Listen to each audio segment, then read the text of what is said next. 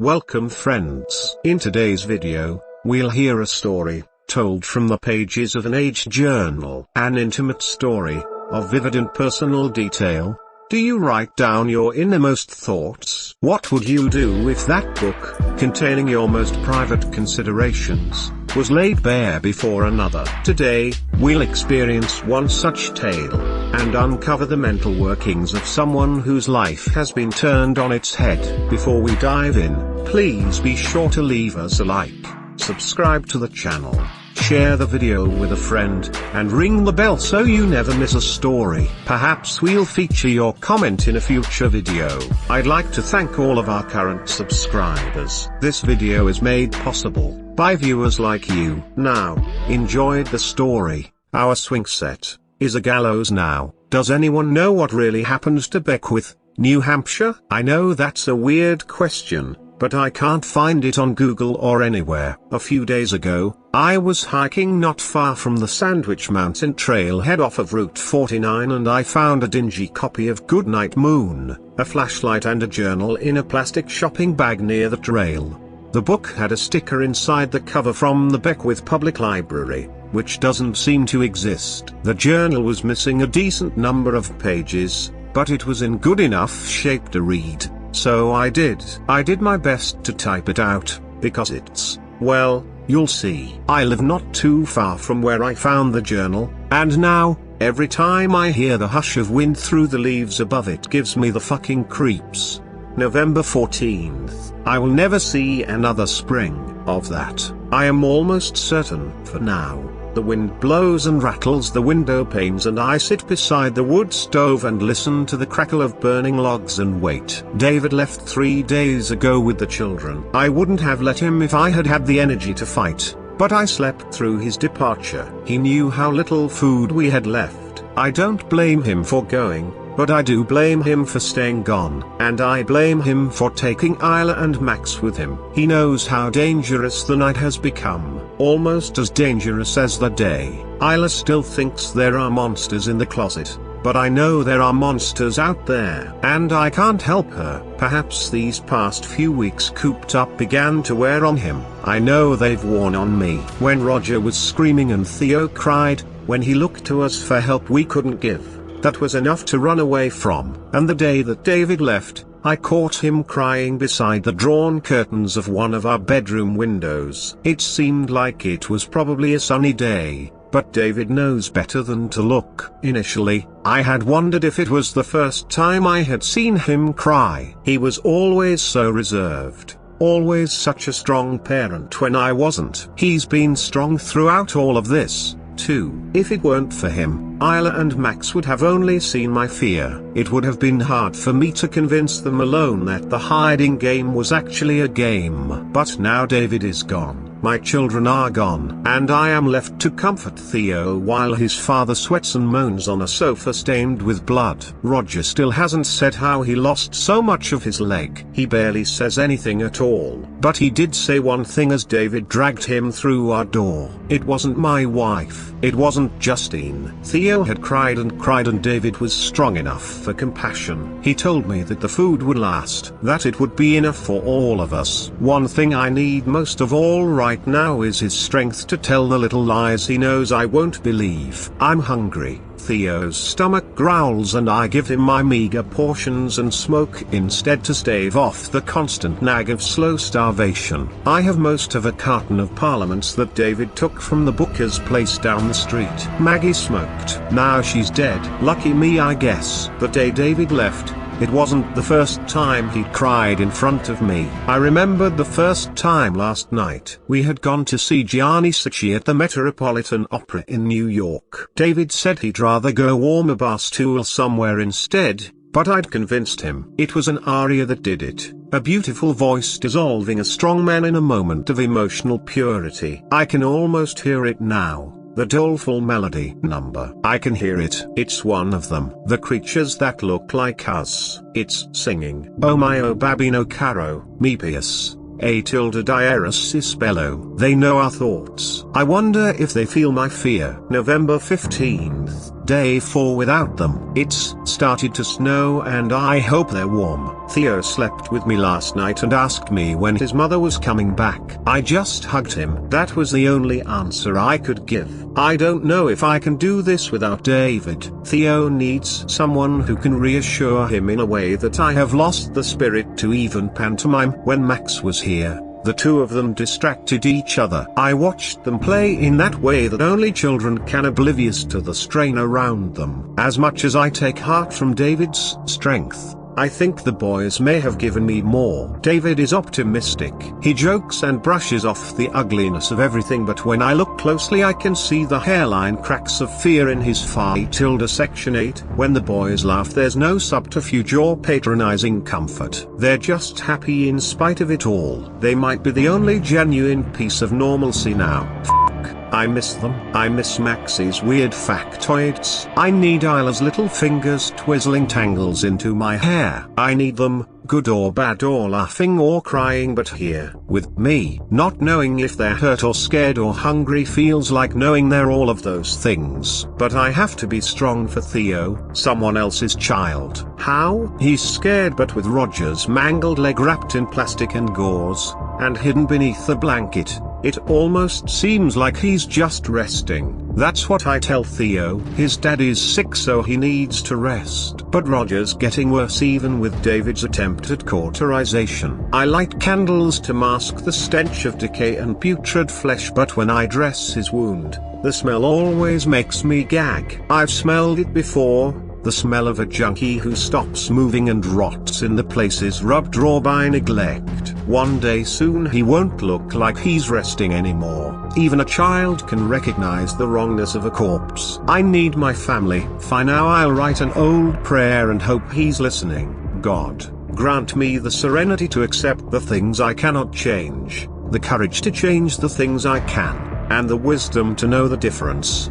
November 17th. Isla came back yesterday before dawn. She was alone, shivering and pink from the cold and carrying a shopping bag. I am trying to be happy, grateful that she kept all of her little fingers and toes out there. I am so grateful that she's alive, but I don't know what it means that David and Max haven't returned with her. I don't know how Isla got back either, or where she had been. I haven't asked her for details yet because I can still see the terror on her little face. I only asked her if everyone was okay. She said Daddy had a boo-boo, but she nodded. That was enough for the moment. She brought a half-empty vial of doxycycline HCl and syringes in her bag. I looked it up in a drug book. It's an antibiotic. For Roger, I guess. She also had 2 cans of beans. It's what we needed. Everything but the other missing pieces of my family. But Isla brought more than necessities. I don't know where David found it or if he sent it for Roger. I hope he did after what we went through. I hope he knows how much more difficult my struggle has become.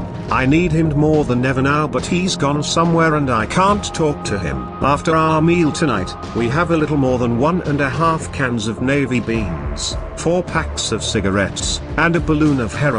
Grant me the serenity for her. November 20. Last night one of them sang a part of Oh My Oh Babino Caro for hours outside a house. It sounded like a child's voice, but I couldn't bring myself to check.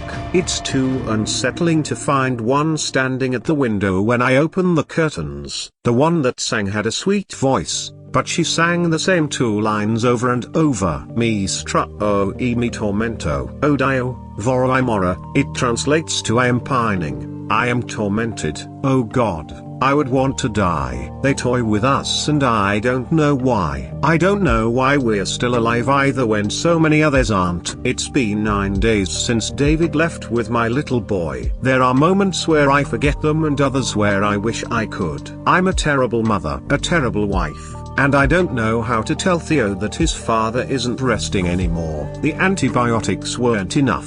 Theo will notice when he wakes and sees the empty sofa. I dragged Roger onto the porch. I don't have the strength to bury him. Now, we have 1 pack of cigarettes, half a can of bins and a balloon of heroin I should have flushed but haven't. I itch and my body twists because I know how easy serenity would come. I hate David for what he's done to us. Isla and Theo need a mother. They need strength. I just need. November 21. David would have buried Roger in the night instead of letting the frost suffice as a shroud, but we are different people. He would have given a eulogy, something hopeful and poignant, so that Theo could see that others knew and loved his father too. I told Theo that Roger went for help, that he got better all of a sudden. What the fuck is wrong with me? Soon enough, if David doesn't return, I'll have to tell him that both of his parents are dead. I dread the questions that news might bring. Most of all, will I die too?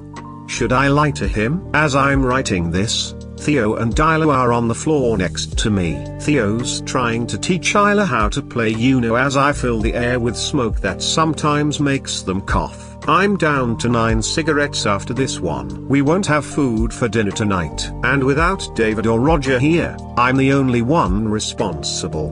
My fault. My failure at motherhood. Theo taught Isla about wild cards in their game and now, she thinks every card can change the color. Sometimes she asks me which color I'd like. She smiles meekly, trying to break through my clenching muscles and gritting teeth. But the only colors I can bring to mind are powder brown, teaspoon silver and bubbling bronze. I settle on blue most times, the color of a raised vein, and then I look to the kitchen where I hid my temptation away. God, grant me the serenity to accept the things I cannot change.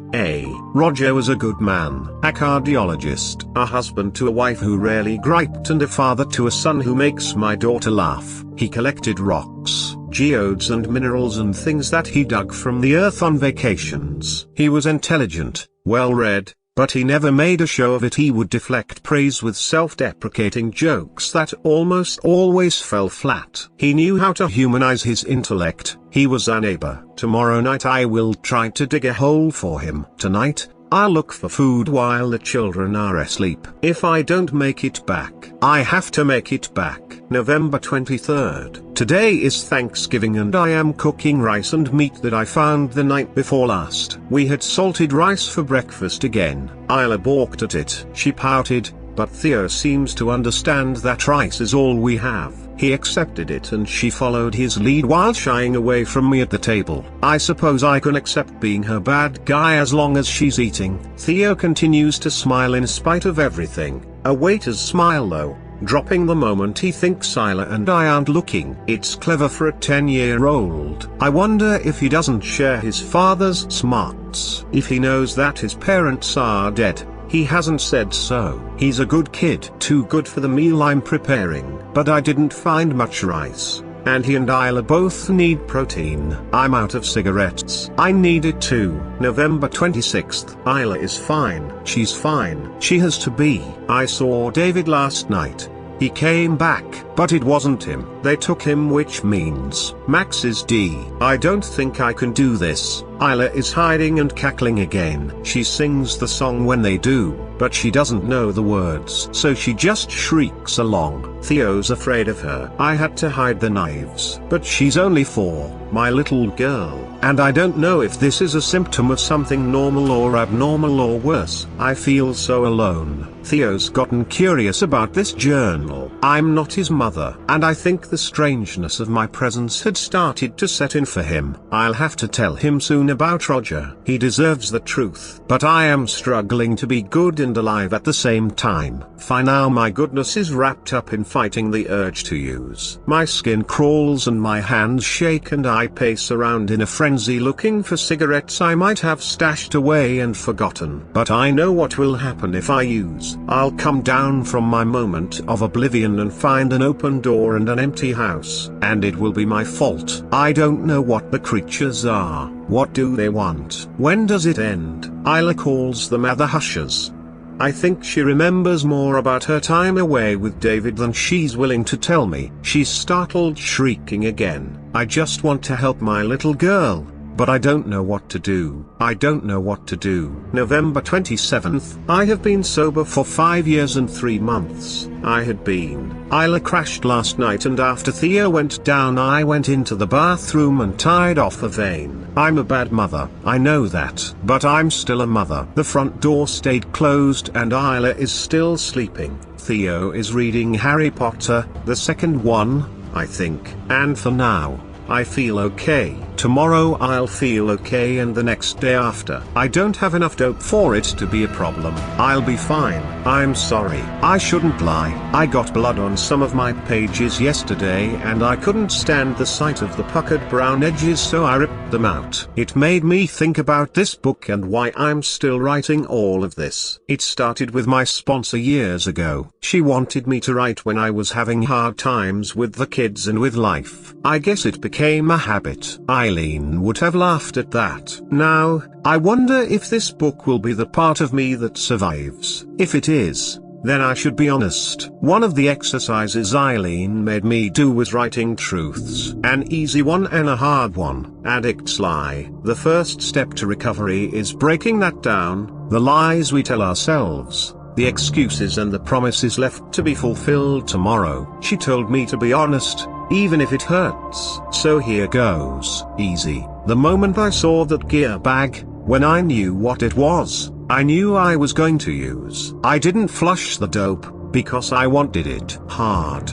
There is a part of me that doesn't want Tyler to wake up. Hard. I know David left to look for food, but I think he took the kids because he didn't trust me to be a parent without him. Hard. Our meat didn't come from a house. It came from our porch. Easy. I used again this morning. It won't be the last time. If I have the energy tomorrow, I'll write about the beginning. The pages where I talked about it are gone now. I didn't want to look at Roger's blood every time I tried to write. I don't want to think about what I've done to keep the kids alive. November 28th. I was holding Isla when she finally woke up last night. I was running my fingers through her hair. It's so dirty now, like greasy silk. She had Roger's blood on her chin. I don't know how long it's been there, and every little defect about her makes me feel like a failure. When she opened her eyes, she smiled up at me and blinked away her sleep. Mommy. She breathed the word with the softness of a lazy Saturday afternoon. Then, where did you put the knives? She finished the thought just as sweetly, and I felt nauseated. She's my little girl. She's supposed to be. But she left. And now that she's back, every time I look at her, she seems different. Wrong. She's playing with a doll right now, telling it to be quiet and making it sneak around the legs of tables. If I interrupt her, she shrieks and screams the melody of the song. She gets violent. So I just let her play her unsettling little game. Theo has been up in Max's room since I told him his father was dead. I won't tell him about the meat. There are some truths that even the best version of me is incapable of saying aloud. Oh, and yesterday I said that I'd try to write about the beginning, but I'm tired. Tomorrow, perhaps. November 29th/October 17th. It began with a brunch we were hosting at our house that had bled into afternoon drinks. Tess and Leo Salinger were over and we had the curtains drawn downstairs, but I can't remember why. Something David was planning. Around 1 o'clock I got a text message from Diana, a friend of mine who lives down on Cobb Street. It just said, "Don't look outside." I mentioned it aloud and Leo took it as an invitation. He was a few mimosas past tipsy, and if he hadn't done it, I might have. It was just a peek, but he seemed strangely enamored by what he saw. He said something about the pretty tulips and then turned back to us smiling with his nose suddenly gushing blood. Tess was the next to look. David went to get Leo a towel, but in the few seconds it took him, Leo's smile dropped and his eyes widened. I've never seen such exaggerated terror as I did when he began to scream. Tess joined a few moments later. Their screaming woke up Isla from her nap and I tried to keep her upstairs. David said afterward that I probably spared her years of nightmares. that both of the Salingers were vomiting blood and choking intermittently as they inhaled to scream more. David was strong though. He handled what he saw with a fortitude I still cannot fathom. He was also the one that called Roger to warn him. Max was playing with Theo. David's warning was nowhere near as intriguing as Diana's. The Salingers just bled to death in our living room because they looked outside. Get the boys the fuck away from the windows. If you look, if anyone looks, you'll die. Something like that. I don't know if what he said was accurate, but the way they died, no one would risk it. I do think David saved our son that day, I believe that. And then he took him to his death. I still haven't seen Max. I don't know if I can handle that.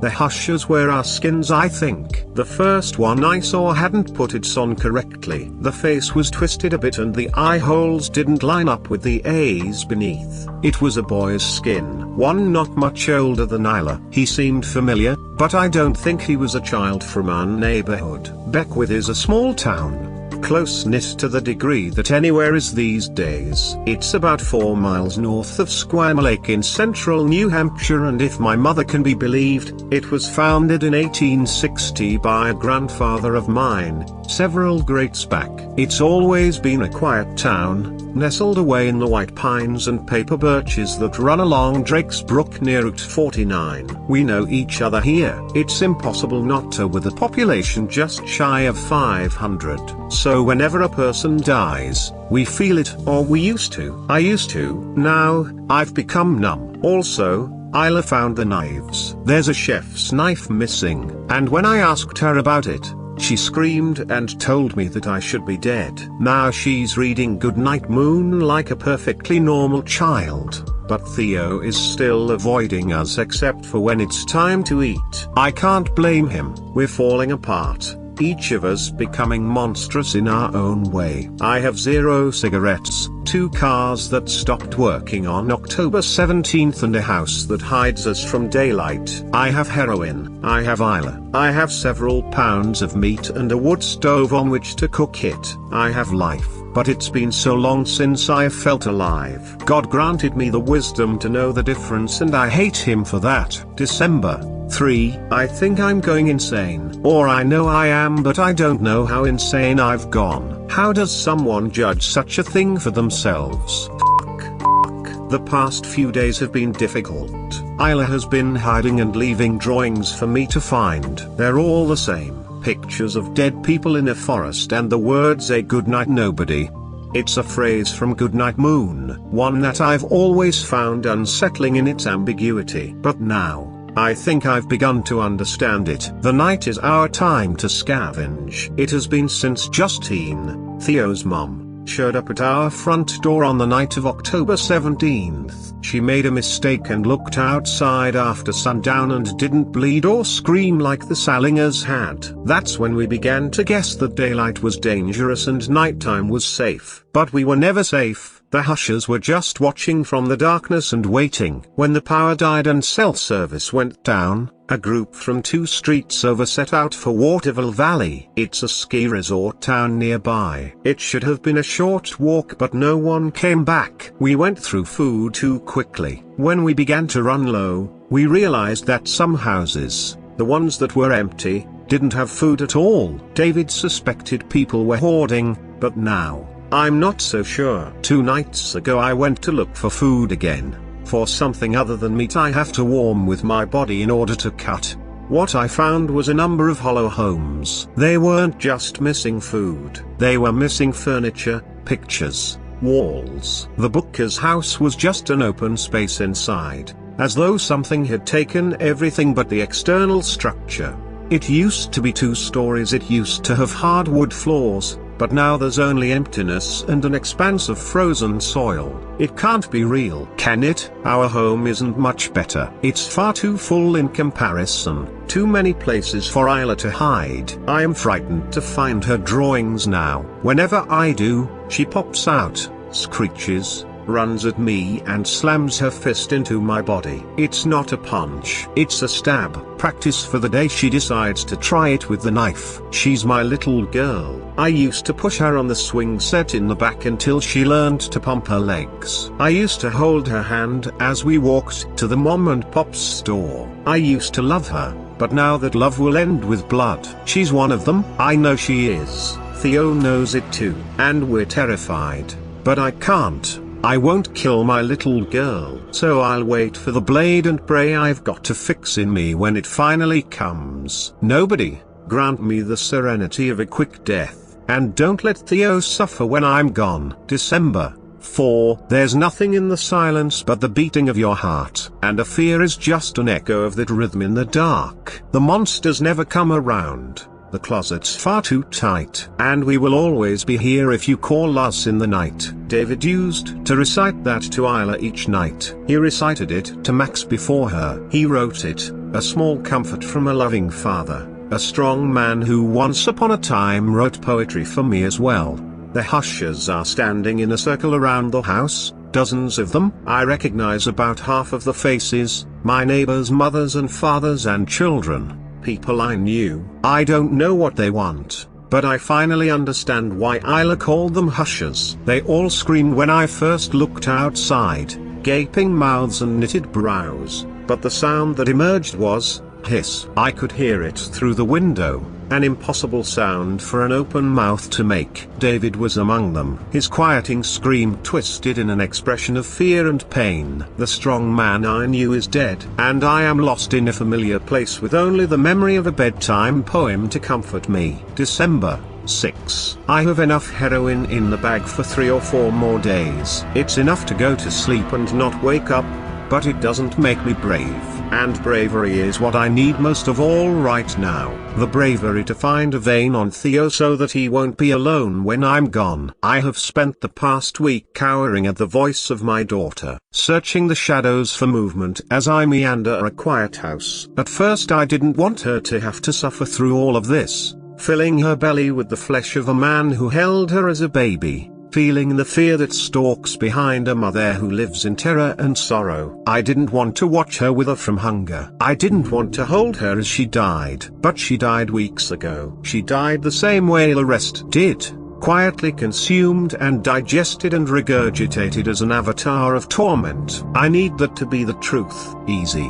Isla was a beautiful, funny, loving little person. Easy. Isla made me want to be good because she was perfect. Hard. Yesterday, I watched Isla sneaking around the living room as Theo read his book on the sofa where Roger died. Theo seemed nervous, wary, constantly looking up from his pages and listening for the sounds of little feet. It happened quickly. Isla was slithering across the floor on her belly. She grabbed Theo's ankle as it dangled over the sofa's edge. She said, "Good night, nobody," her voice trailing off.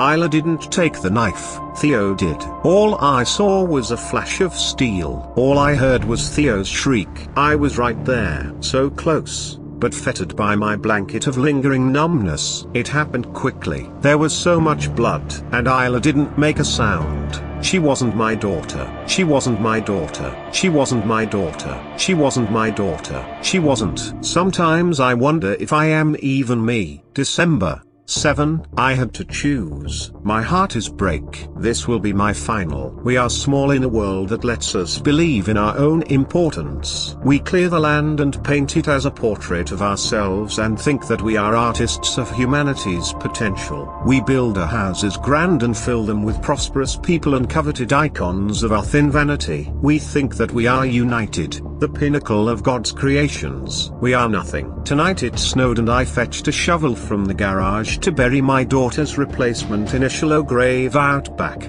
The Hushers snuck along the boxwoods and peered around the trunks of trees and I screamed at them. They watched my rage with the impassive silence of the dead. They watched as my shovel bit the earth and scattered snow. They watched my breath cloud the air. oblivious to the sting in my lungs and the thump in my chest. They watched as my muscles quit and I resigned myself to a half-completed task. A grave, an abrasion on the frozen ground, the best I could muster. The swings creaked, their ghostly movement a reminder of summers past and laughter hushed away into bitter memory. I wrapped Tyler in a blanket as Theo wept and apologized again and again. He was afraid. He told me how his father fought the night they arrived at our door. He told me how Roger screamed as a husher that looked like Justine tore open his leg with her bare hands and left him. He told me how the blood steamed and how he did nothing. I told him he survived and he asked me, "What for?" He's a smart kid. I wish he wasn't. But he was smart enough to stay inside as I carried Isla out. His house is no longer hollow. It's gone. They're all gone. Only ours remains. Good night nobody. A warning of what was coming. I carried my bundle of blankets out back.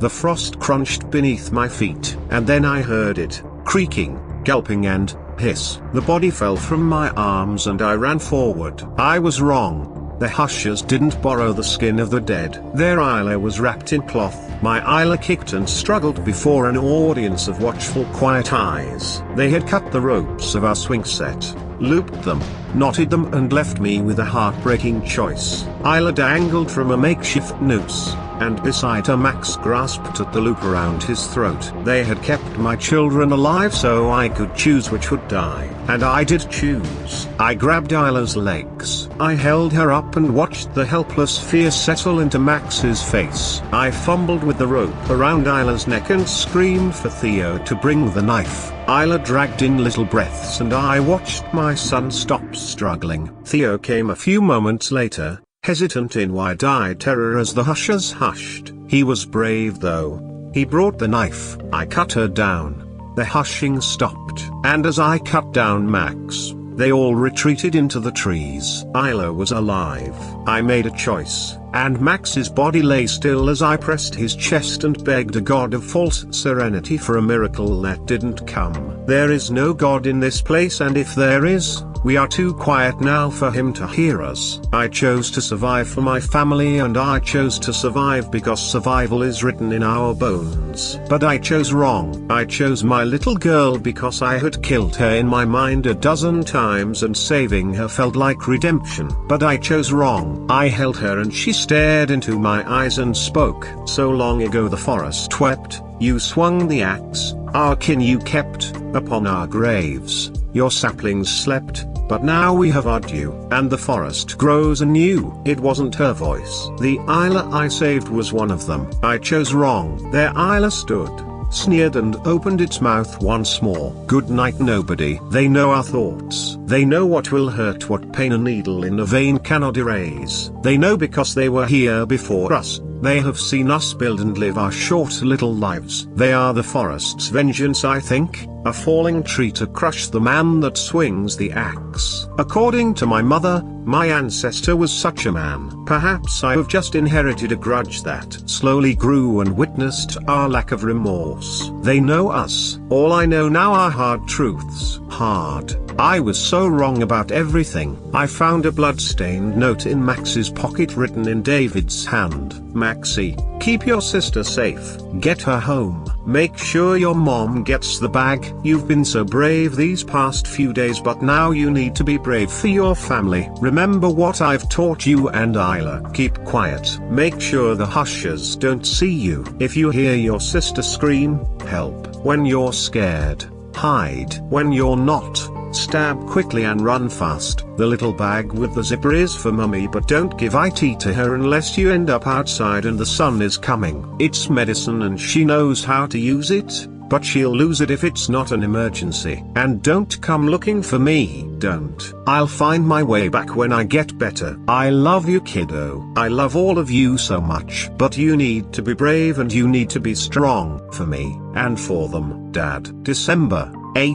I am writing by the light of a burning house, a pyre for the children I lacked the strength to bury. Theo is sitting next to me, watching the flames warm the bare branches above and all around us. The hush is muted by the crackle of timbers. The sofa was missing last night when I carried Isla's body back inside, as was the dining table and a dozen other small things that masquerade at making a house a home. I didn't want to wait for the walls to go, so I made a decision. It's no longer a home without them, and there is nothing for me here but the memory of death painted thickly over the rest. So when the fire dies, Theo and I will pick a direction and walk. The Hushers might follow, but I do not fear them now. How can I, when the life they would take from me burns in the fire before me? I am now only a vessel for my family. So long as I breathe life into them. I am my home now, a human memory of a little girl who drew fantastical creatures in garish beautiful colors and a boy who knew the names of all of Saturn's moons. I am a memory of a man who wrote poems and watched baseball and read bedtime stories in silly voices. I found a poem of David's behind a dresser that vanished while we slept last night. Nourish me without a thought for taste, for I have ruined my palate by your side, supped on summer days forgotten haste, and sipping liquid movements of your stride. He wrote it for me before the kids and before the dope, when we were young and he didn't have to be strong for me or anyone else. I loved him and he loved us, so that is how I will remember him. Even if his copy stalks and hushes and tears the flesh from me, I will remember whose face I knew first. It's almost time to go. The fire is less savage and more restless, and I am feeling the same. I'm only bringing the essentials. I have a flashlight, this journal, a bedtime story and 2 lethal doses of heroin, drawn and ready. If we don't make it to shelter by dawn, at least we can go softly. I hope you enjoyed the story. What do you think happens next? Where did the journal come from? Is our reader destined to befall a similar fate? Let us know what you think in the comments below. As always, be sure to smash that like button, subscribe to the channel, share the video with a friend, and ring the bell so you never miss a story. Until next time friends, sleep well, and thank you for tuning in.